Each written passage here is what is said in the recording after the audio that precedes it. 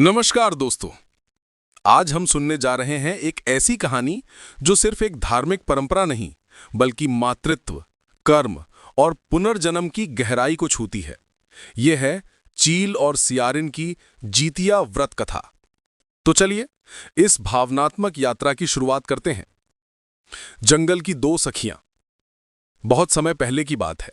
एक घना जंगल था जहां हर जीव स्वतंत्रता से जीवन जीता था। इसी जंगल में रहती थीं दो सखियां, चील और सियारिन। दोनों अलग जाति की थीं, पर दिल से एक दूसरे की बहुत अच्छी मित्र थीं। वे साथ शिकार करतीं, साथ विश्राम करतीं और एक दूसरे के सुख दुख में बराबर की भागीदार थीं। उनकी दोस्ती ऐसी थी कि जंगल के बाकी जानवर भी उन्हें देखकर कहते, सच्ची दोस्ती तो इनसे सीखो। एक दिन जंगल में कुछ स्त्रियां आईं। वे पेड़ों के नीचे बैठकर आपस में जीवित पुत्रिका व्रत की चर्चा कर रही थीं। चील पेड़ पर बैठी थी। उसने ध्यान से सुना। व्रत की बातों में उसे कुछ विशेष लगा। वो नीचे उतरी और बोली, मादाओं, यह व्रत किस लिए किया जाता है? एक वृद्धा मुस्कुराई और बोली, बेटी, ये व्रत हम अपनी संतान की लंबी उम्र और सुख के लिए करते हैं। इसमें हम एक दिन तक अन्न जल का त्याग करते हैं और भगवान से अपने बच्चों की रक्षा की प्रार्थना करते हैं। चील ने यह बात सियारिन को बताई। सियारिन ने कहा, हम भी तो मां हैं, क्यों ना हम भी ये व्रत करें? दोनों ने संकल्प लिया कि वो भी जीवित पुत्री का व्रत करेंगी। व्रत का दिन आया। दोनों ने नियम पूर्वक व्रत रखा।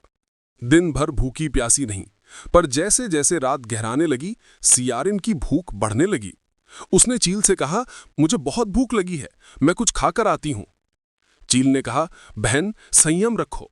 व्रत का फल तभी मिलेगा जब हम इसे पूर्ण करें। पर सियारिन से रहा नहीं गया। वो जंगल में गई और एक मरे हुए जानवर का मांस खा लिया। चील ने देखा तो बहुत दुखी हुई। उसने कहा, तुमने व्रत तोड़ दिया, इसका फल अच्छा नहीं होगा।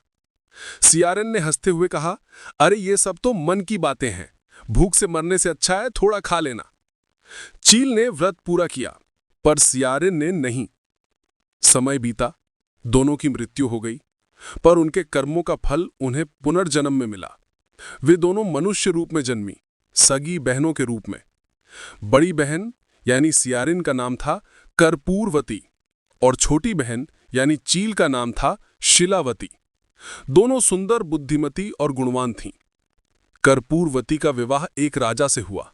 वो रानी बनी, पर उसका जीवन सुखी नहीं था। उसके जितने भी पुत्र हुए, वे कुछ ही समय में मर जाते। वो दुखी रहने लगी। शिलावती का विवाह एक मंत्री के पुत्र से हुआ। उसके 7 पुत्र हुए, सभी स्वस्थ, बलवान और बुद्धिमान। उसका जीवन सुखमय था। कर्पूरवती को अपनी बहन से ईर्ष्या होने लगी। उसने सोचा, मेरे बच्चे क्यों नहीं बचते? क्या मेरी बहन ने कोई तंत्र किया है? उसने एक दिन अपने सेवकों से कहा, मेरे बच्चों को मार दो। पर सेवकों ने ऐसा करने से इनकार कर दिया। कर्पूरवती ने स्वयं एक रात शिलावती के घर जाकर उसके बच्चों को मारने की कोशिश की, पर जैसे ही उसने पहला कदम बढ़ाया, एक तेज प्रकाश हुआ और देवी प्रकट हुई। देवी ने कहा, कर्पूरवती, तुम्हारे बच्चों की मृत्यु का कारण तुम्हारे पूर्व जन्म के कर्म है। तुमने व्रत तोड़ा था, जबकि तुम्हारी बहन ने उसे पूर्ण किया था। यही कारण है कि उसके बच्चे सुखी हैं और तुम्हारे नहीं। कर्पूरवती रोने लगी। उसने कहा, मुझे क्षमा करे देवी, मुझे मार्ग दिखाइए। देवी ने कहा, तुम फिर से जीवित पुत्री का व्रत करो, सच्चे मन से, बिना किसी छल के। तुम्हारे जीवन में सुख लौटेगा। कर्पूरवती ने अगले वर्ष व्रत किया। इस बार उसने अन्न जल का त्याग किया, पूजा की और भगवान से अपने बच्चों की रक्षा की प्रार्थना की। उसका मन शुद्ध था और उसकी श्रद्धा सच्ची। व्रत के बाद उसके जीवन में बदलाव आया। उसे एक पुत्र हुआ जो दीर्घायु और तेजस्वी बना। कर्पूरवती ने अपनी बहन से क्षमा मांगी और दोनों फिर से सखियां बन गईं। ये कथा हमें सिखाती है, कर्म का फल अवश्य मिलता है, चाहे वो अच्छा हो या बुरा।